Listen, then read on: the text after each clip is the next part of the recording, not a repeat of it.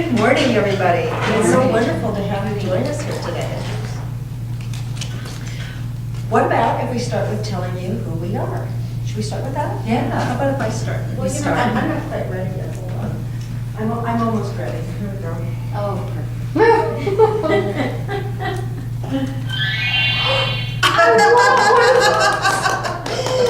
I am your fairy godmother.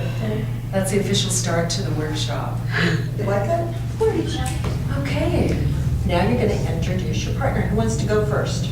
We will. Oh, cool. Thanks, Robin. Look at the shock and awe on Michelle, her did you know face. that? Isn't it wonderful to have a partner? From the sounds of it. We're so happy to have all of you here with us today. Thank you so much for sharing your time and your energy with us. We know there's lots of choices out there and things you could be doing, so we really feel honored that you are here and chose to spend time with us. So, great. So let's talk about values. Yes, let's do that. So there's some coaches in the room, they know what values are, but for everyone else's benefit, Ramona, why don't you Sure, start us I'll off? talk about values. Values are the things that you have to have in your life, the things that are in your heart, the things that are so important that you have to have them. If you're going out in the desert, you can't live without them. The must-haves in your life, the things that really resonate with you. And it's interesting too because different things mean different things to different people. Like if you were going to say, like even with Kathy and I, let's maybe adventure. Yeah, why don't we use that? Let's do adventure. Adventure is something that's important to both of us. If you would say adventure to Kathy, she would say, 3 years ago, I was in Kabul, Afghanistan, working for the military as an editor. That's my idea of adventure. Now, some people might say that's their idea of insanity. I've heard that too, but it's my idea of adventure. So, Ramona, what would be your idea of adventure? I have, lots of different things I'd like to do for adventure, but one of them, just the other day going down the river with Andrea, it was pretty amazing to me because I've done things before that were challenging.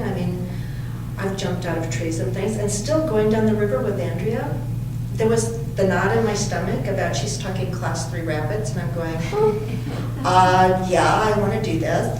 Yeah, I'm sure I want to do this. And then we get there with the guys, and it's even, they start talking about life-saving techniques, but there's different levels. There's different ways of looking at it. Things that are important to me are like magic, things that sparkle, things that are alive, colors, freedom, authenticity. And some of mine are, I'm a lifelong learner, long before they gave that title to things. I'm always learning. That's what makes me happy, is expanding my brain. That's why I love to travel so much, is I get to a new country and it's like, oh wow, this is a whole different place. I've got to make sure that I don't offend anyone. In a Buddhist country, Michael Crichton in his book Travels talks about being taller than everyone else, and you're not supposed to be taller than people's heads. So he was walking around like this. Stuff like that, I love that. So the whole reason we're talking about values, when you start with a coach, we get you in touch with your values, because that's what will determine whether or not your life, in your terms, and really those are the only terms that count, whether your life is a success. And I remember when we were doing this at this Coaches Training Institute course, which we took, once I learned what my values were, I'd never heard the concept before. Once I knew what they were, I went, it was like this huge light bulb. Could you do this huge light bulb? Thank you.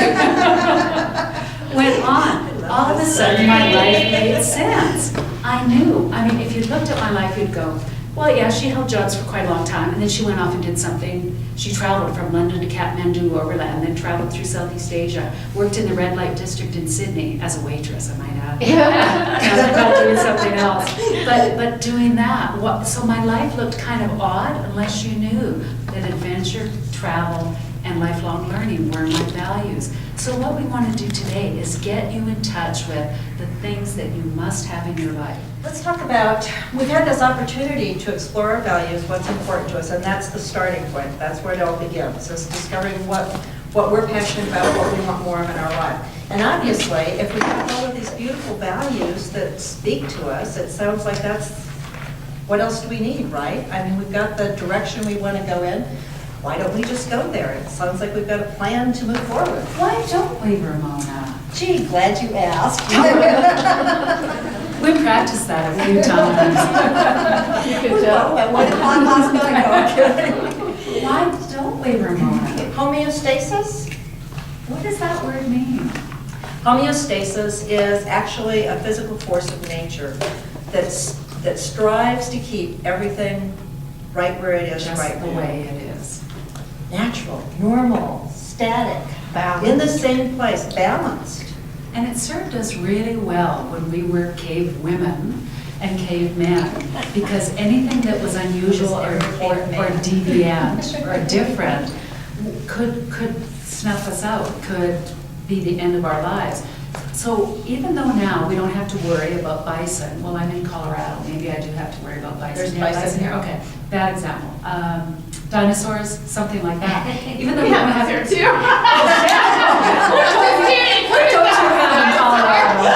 have it all here. Oh my God, okay, what about, polar bears? Yeah. I bet you don't have polar We bears. have no polar bears. Okay, so while, if I was a cave woman, seeing a polar bear might be a dangerous signal, and my body would respond, right? I get all the adrenaline going, all those things.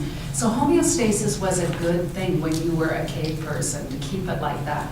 So even though now I'm not worried about running into a polar bear in Grand Junction, when things change, my body has not kept up with the new world reality, which is that the change isn't like that. But there's lots more changes happening in my life. And so our bodies are still programmed to react to when there's a change.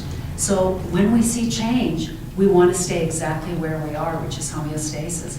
What we know. And given all the wonderful values that are in this room, and one of the questions we asked on the worksheet was, what's stopping you from adding those values into your life? That's important to know, that the automatic pilot is stay instead of change. So when we go on a diet, when we do different things, sometimes it's a bit challenging because our natural state is homeostasis. Doing what we've always done before is the most comfortable place to be. And think about it. Think about the change you've seen just in your lifetime. It's huge, isn't it? I mean, Man on the moon, man on the moon, computers in every home, Mars, we've now gone to Mars. global economy. I mean, there's a ton of things. We have not, evolution has never moved as fast as what it's moving right now. And it's very easy to be in that place and say, okay, this is what I know, this is what I'm comfortable with. Batten down the hatches, I'm staying right where I am. I don't want any change in my life. Or move out of that comfort zone and grow, expand, and find out what else is possible. And whenever we make change, something we call in coaching called the saboteur is going to come up. And that's the voice that says, Who are you? Who do you think you are? Why do you think you can do that? You're too old, you're too fat, you're too young, you're too smart, you're too dumb, you're too... educated, you're too uneducated. Are you getting the idea you just can't win? I mean, if you're too fat and you're too thin, and you're too educated and you're too uneducated, oh my God, you can't win.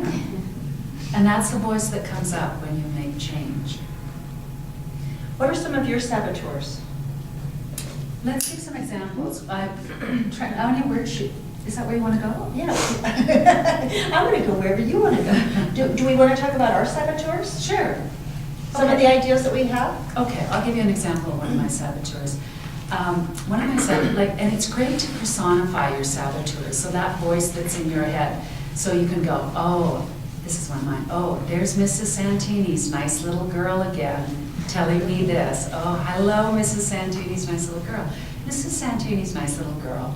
I was brought up by a 50s mother, which a lot of us were, and women in that era didn't have the power and the choices that women now do. And so my mother was just like, told me just to sit there and take it. And I was a tomboy, and I wasn't the type of kid that sat there and took it, but I got trained and so that I did.